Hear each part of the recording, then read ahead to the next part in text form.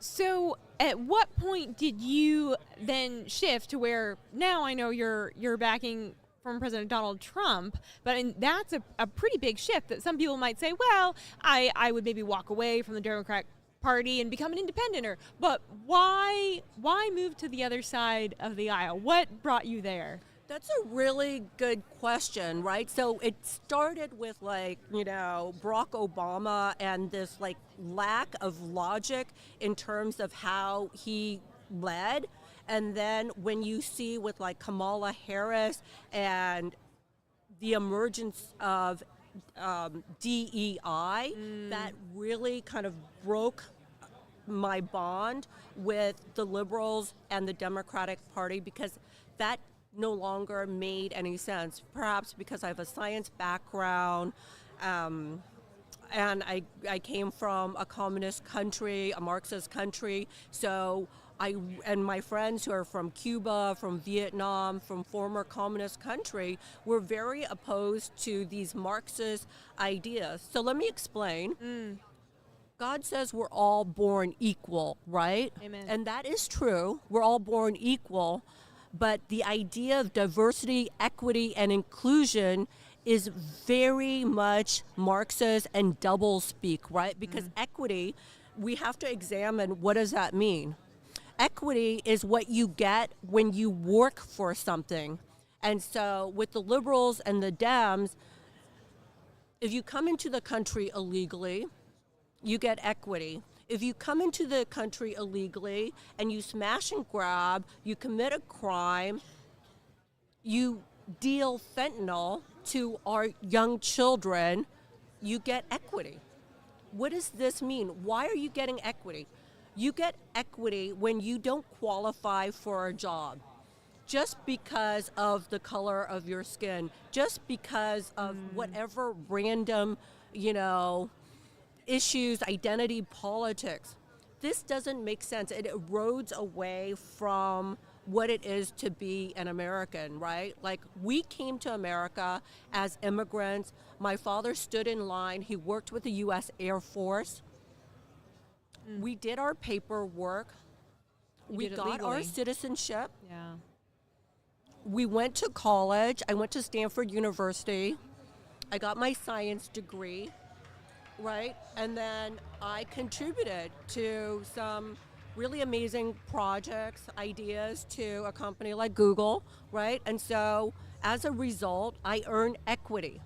This is how hard work and equity work in the U.S., whether you work at a fast food restaurant, an airline, a tech company, or you're a nurse, firefighter, right? It's that hard work. It's that hard work. I don't differentiate that. We're all born equal, but we have to work and make a contribution.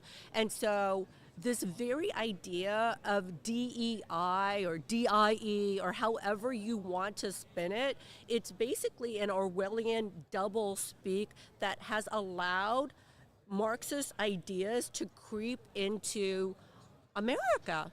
And I'm absolutely opposed to that, considering my own background coming from a communist country, my father's background as well. And I think it really erodes the fabric of America. And I do believe many of these ideas started during the Obama administration, right? And he has backed them with Biden. He's an ardent supporter of that. With Kamala Harris, with some of our very liberal Democratic mayors in California, such as Karen Bass, London Breed, many of their policies that have led to unsafe streets, which is now thankfully unconstitutional in our great country. We have a constitutional right to have safe streets. Why do people who come here illegally have more constitutional rights because of this idea of DEI? It doesn't make sense, right? Yeah. So why Trump, though?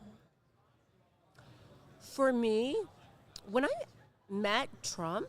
So you've met him in person? I did. I met him several times. And of course, the mass media, the liberal media, like, oh, he's a fascist, he's on a revenge tour, this and that.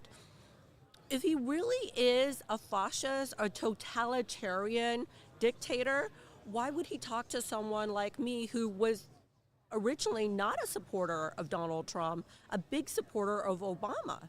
He was open to talking to me, and I heard him talk. He's very open, very funny.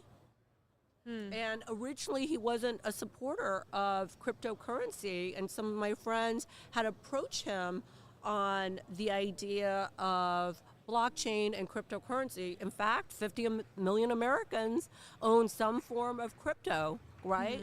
And so, yes, we've had some scandals with crypto, with Sam Bankman-Fried, right? But you can't throw the baby out with the bathwater. And he understands this nuance. It's not just black and white.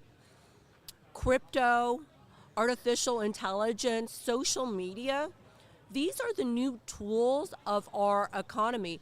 Yes, there needs to be guardrails, but it can't be black and white, right? And he's willing to listen to people who are knowledgeable and be adaptable to it.